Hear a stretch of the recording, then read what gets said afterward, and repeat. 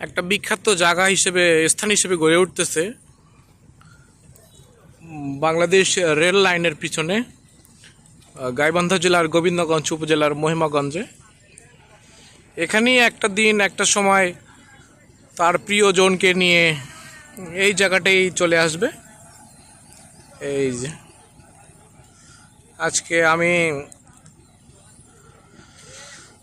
ট্রেনে ভ্রমণ করছি, আর এই ট্রেন ভ্রমণ করার সময় রেল ক্রসিং হবে, সেই মুহূর্তে আটকা পড়েছে। ঠিক সে মুহূর্তে দেখতে পাচ্ছি একটা ধানের চালের ছাউনি দিয়ে তৈরি হচ্ছে, একটা হয়তো বা ফুচকা এরকম কিছু দেওয়া হবে, এখানে বানানো হবে।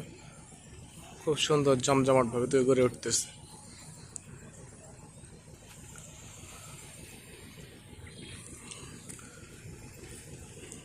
বাংলাদেশের মানুষ বিলাসী জীবনযাপন করতে অভ্যস্ত না, অল্প কিছুতেই তাদের মন ভরে। বাংলাদেশের মানুষকে বলা হয় অতিথিপরায়ণ জাতি, অতিথির জন্য এরা বিখ্যাত।